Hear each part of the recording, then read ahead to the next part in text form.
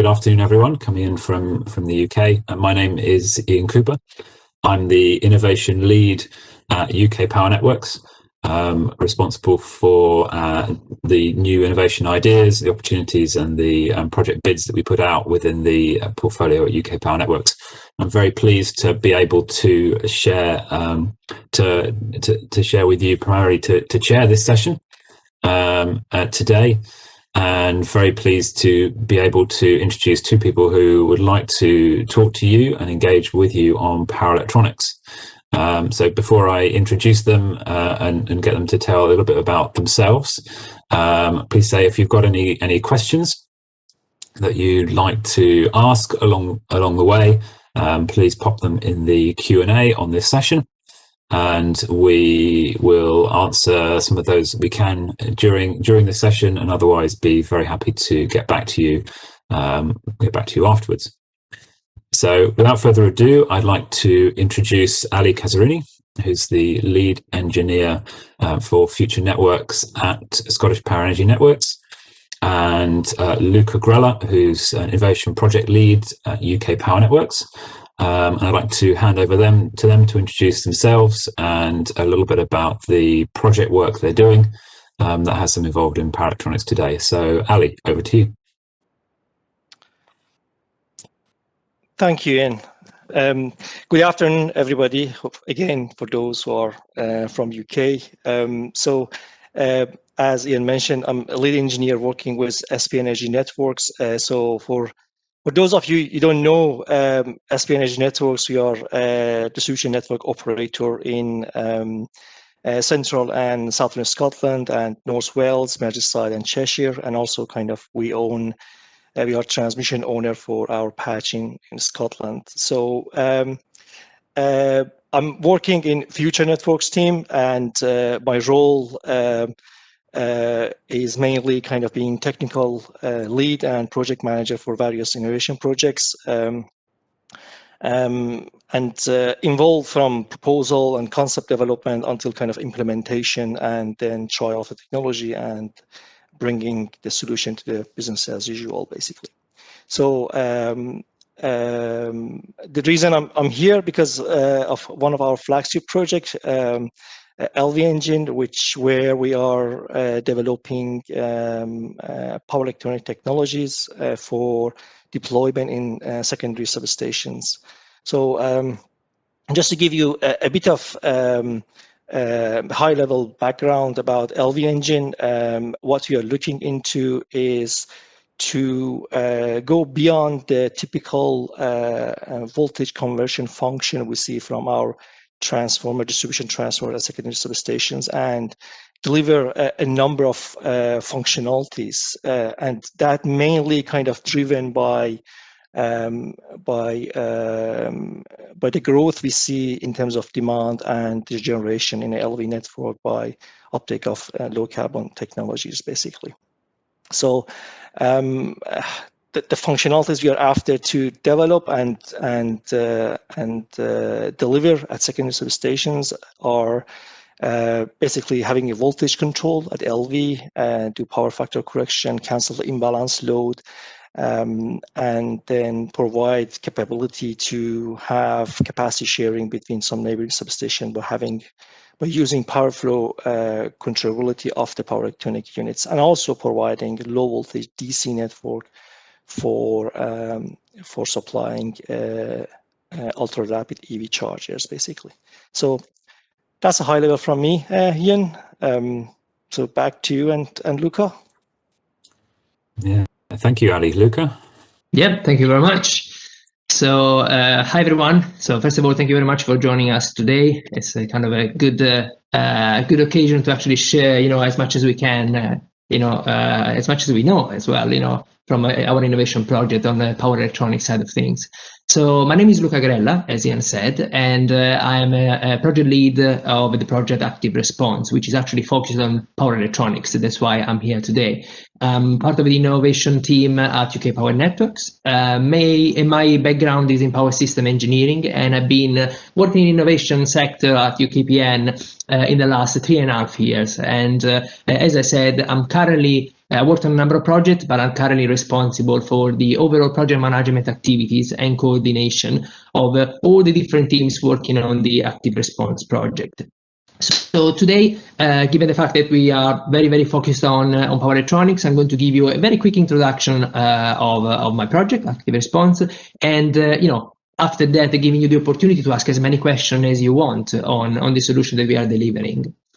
So in a nutshell, Active Response is a project funded by Ofgem, our regulator, by the Network Innovation Competition Mechanism, and it will try a revolutionary way of managing spare capacity on the LV and HV network, so relatively 400 volts and 11 kV. Obviously, this is a very, very first time that we trial silicon carbide-based power electronics and to test them and trial them in an 11 kV distribution network.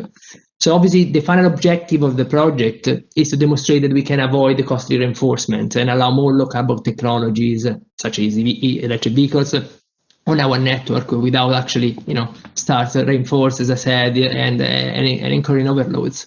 So to do so, we will test different ways to optimize our network at the end of the day. So we will automatically reconfigure the HV and LV network, so it's a bit of a software side of things and optimization, but also we will use power electronic devices able to control the low flow in order to reach the required status of the network. So as I said, because today we are covering specifically the topic of power electronic in distribution network, I think probably it's worth highlighting the three key products that we are going to deliver as part of the project, and then before we jump on the Q&A. The first product that we're going to deliver is called the soft power bridge. So it's a 5 MVA converter able to automatically share capacity between two separate primary substations without the need of a solid link, and therefore limiting the impact of fault currents. You might be familiar with these issues, these problematics on the network. Again, feel free to ask as many questions as you want later. But the introduction of these devices are normally open point. We believe that will provide significant benefit. Other two products that we're going to deliver are called soft open points, which are smaller power electronic devices rated at 260 kVA and 400 kVA, able to automatically again share capacity between two or three secondary substations. And this will be located at normal open points still, but instead of on the 11 kV network, on the LV. This can be stored either in a pavement or directly in a secondary substation. So, and as I said, is a very, very challenging project. Active response, but the same for LV engine. From Ali here, and we are facing similar, challenges, and we want to disseminate as much, learning as we want, because that is actually the core objective of our project. So again, I'll stop here. I hope that you have a kind of a high-level understanding why we are here. So we're keen to share everything. Feel free to ask as many questions as you want, and we will be more than happy to answer. That's great. Thank you, Luka and Ali, both of you, for introducing yourselves and the projects that you work on. And it's very clear that you've both got a keen interest in working on with power electronics on the electricity distribution networks. So I think I'll echo Luka's point. If you've got any questions you particularly want to have answered, or to ask these two, please pop them in the Q&A for the session or the chat here within Cisco WebEx. Otherwise, we will continue to discuss around the topic, and we hope that what we talk about is of interest to you. So I think before we carry on through, I think Luka and Ali, you've both been involved in these projects for a couple of years now. Can you think back to the early days at the start? What do you wish someone had told you before you got involved in power electronics or these projects? What are the top things that you wish someone had told you before you started? I can give it a go, Luka, and then you come in. So maybe the first thing is, why on earth kind of you're gonna do that? the first thing people tell me. But I guess kind of going back to the time when we developed the project concept and the project delivery in terms of our product. So we're developing 2 products. To just explain that, we are having a power electronic kind of unit adding to existing transformer, basically in the secondary substation to deliver some functionalities, and then we have another product, the full kind of power electronic transformer from 11 kV side to 400 volts. So so I guess kind of one of the things we started at the project concept was we engage a lot with academic and manufacturers to understand the feasibility, to understand the challenges, to understand the solution. And what we left with was with a very wide kind of opinions about kind of how things can be done. Some very positive, and some kind of very kind of bringing some challenges.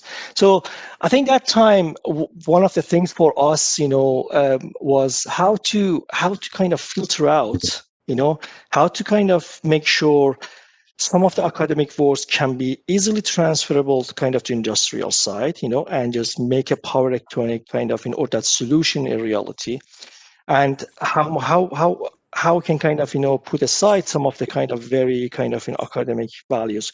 And that wasn't only academic. There was kind of some opinion from the R&D side of industry as well. So nonetheless, I think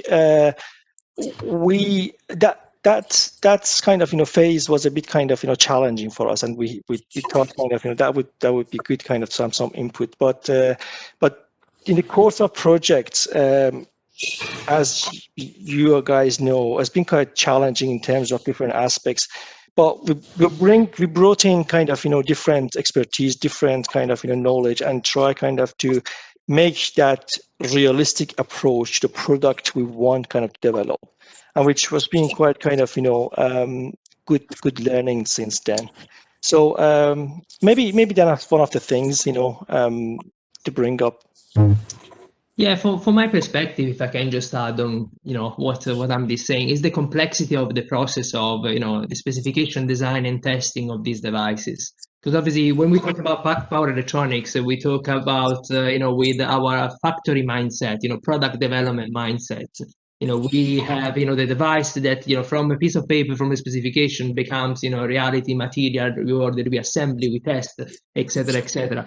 But it's a very long journey, very complex, and that is just a part of the journey that we shouldn't underestimate, because it's very complex already to create a product which works, but then it's as complex to actually make sure that the product, when it goes into trial, so when it actually starts to be stored and operated, it will operate as expected. So the integration side of things is very, very complex as well. So we don't need to follow in the trap of saying producing the device is a challenge, but also producing the device and deploying it, that is actually the biggest challenge. So that probably is something that it would be nice to know it very well in advance, but that is also the fun part of innovation. We learn as we experiment and we develop.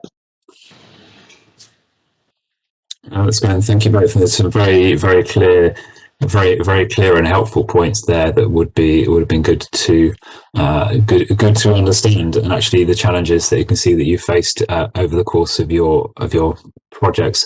One question to both of you, I think maybe to Luka first quickly, and then to Ali. Is what TRL level do you expect to achieve for the different devices that you're developing at the end of your project?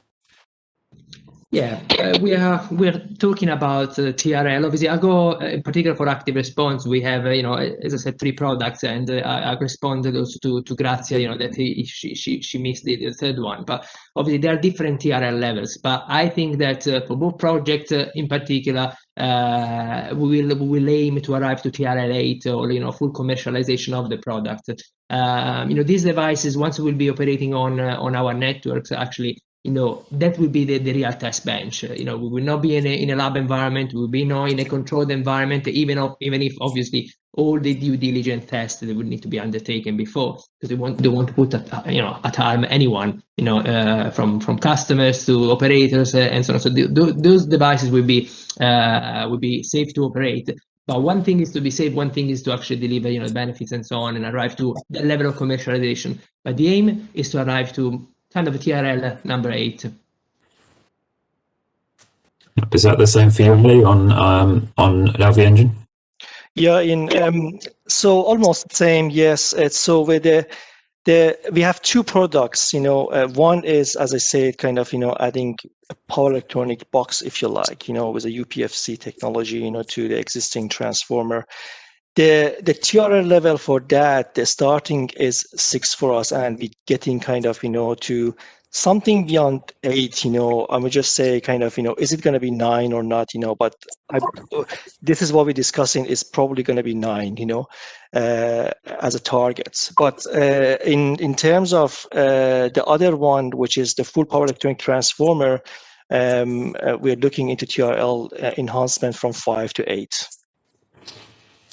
Cool, thank you. No, that's it's really helpful answering that. I think a follow-on question as you're getting on your way up to TRL 8 and then into TRL 9 and BAU rollout, what do you see as some of the biggest challenges in deploying the power electronics on the electricity networks?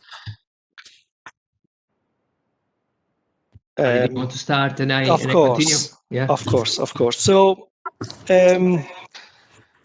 the thing is, to bring, especially kind of for distribution network,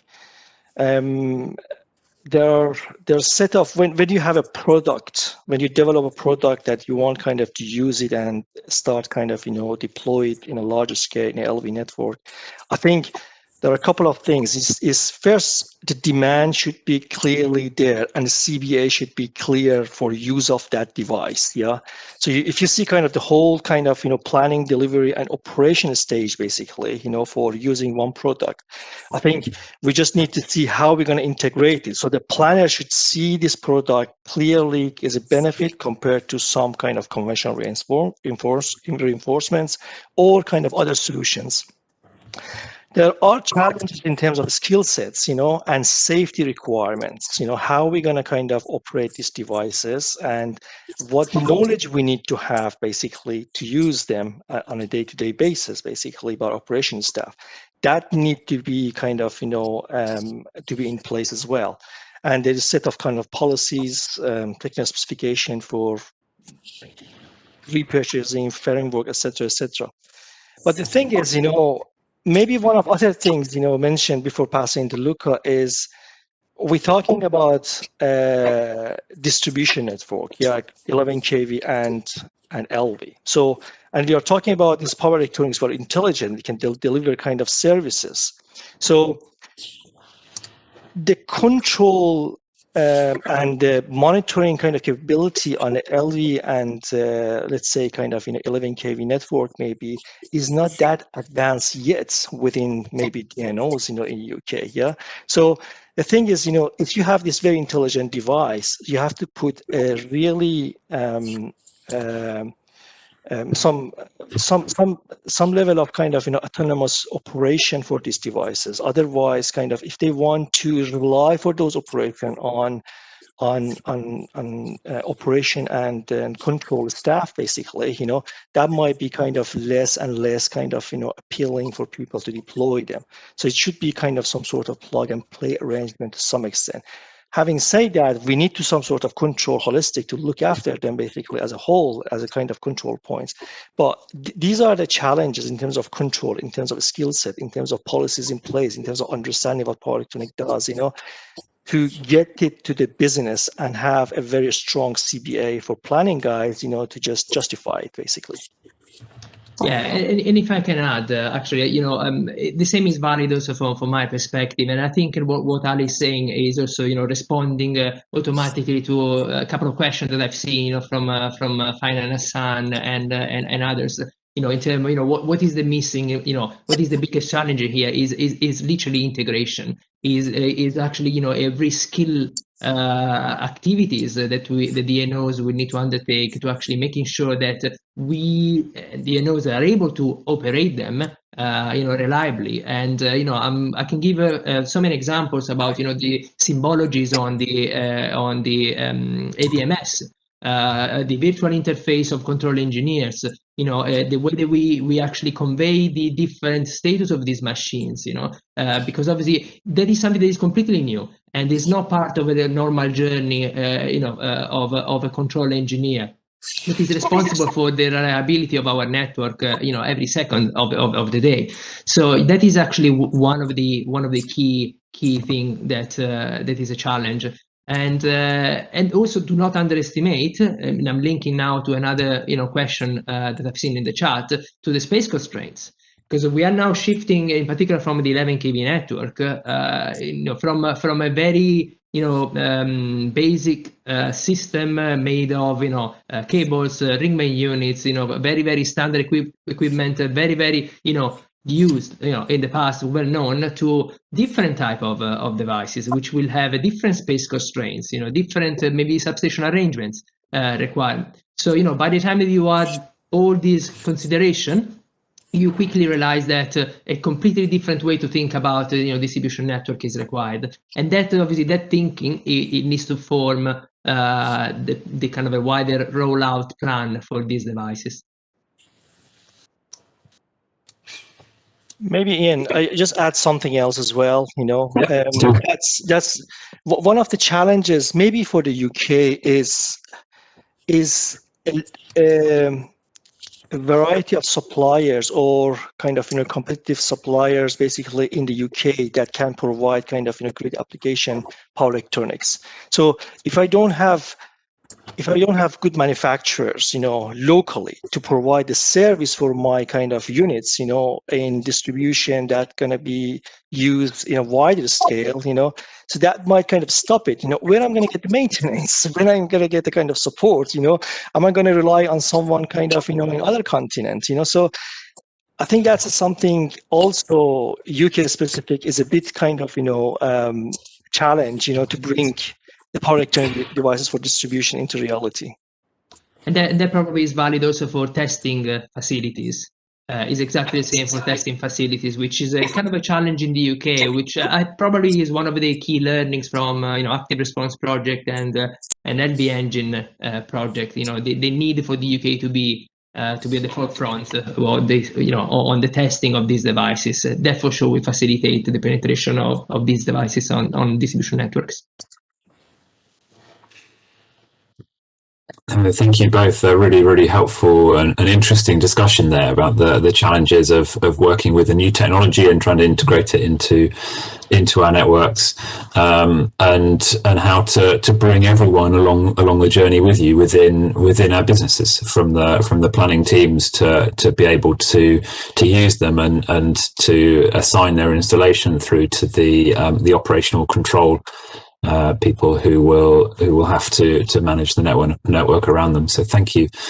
There's a couple of questions specifically around the 11 kV products, and in terms of, but I think some of the answers are common. So Luka, if you could ask first, what are the failure modes for the 11 kV soft open points? I think, and have you had any particular challenges in terms of interaction with the network protection through that? And then maybe Ali, you might have some things to add there afterwards.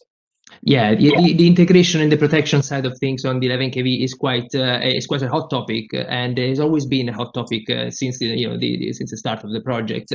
Obviously, devices like that, they will need to start interacting with not just normal faults, so the normal procedure and state machines and I/O schedule. The right definition of those is fundamental to give and to make sure that actually the unit has got the right behavior. And the basic one will be, in the event of a fault, we want to make sure that the system recognizes that we are feeding power through a fault, perhaps, and then disconnect safely the device, and that is what is just the very basic strategy to cope with protection. And then obviously we start adding up the automation, because our 11 kV actually is not as dumb as people they may think. We have a lot of automation going through at the moment, going for automatic restoration systems, which in less than 3 minutes they can disconnect and isolate the fault automatically without even the human interface.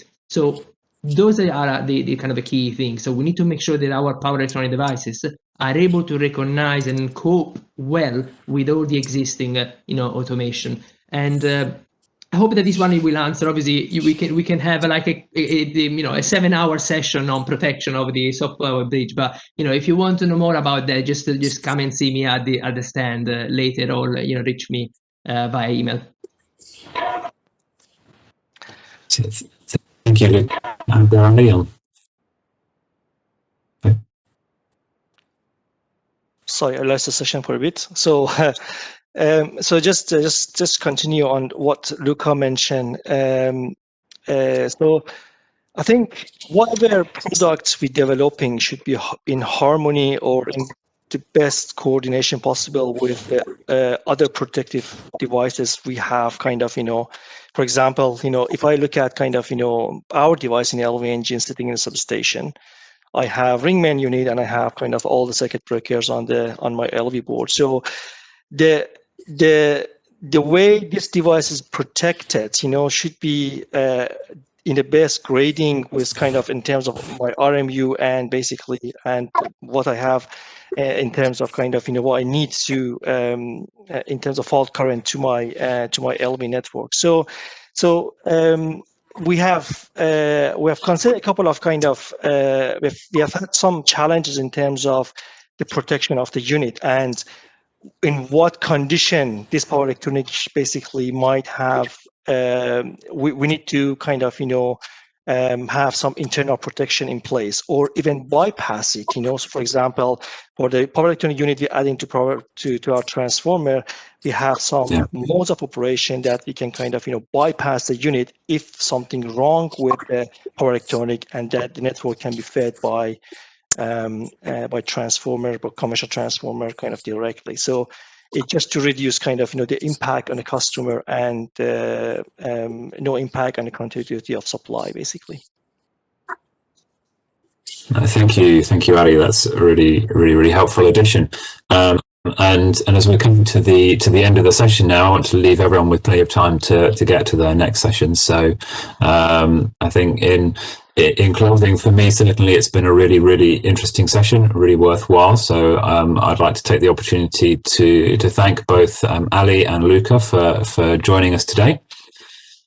For all that they've said, and so that if you would like to to find out more from them, please pop to the Scottish Power Energy Network stand, the SPEN stand, to talk to Ali, or the UK Power Network stand to talk to Luka and ask them any specific questions, or have a look online, search online for SPEN LV Engine or UK Power Networks active response, and you'll find the project web pages, and there in the project full submission documents there'll be a lot of information on the use cases, business cases, and other details that you get published materials. So thank you all for joining us today. It's been a really good session. I hope you enjoy the rest of your conference this afternoon. It's cool. Thank you very much. Thank you, everybody.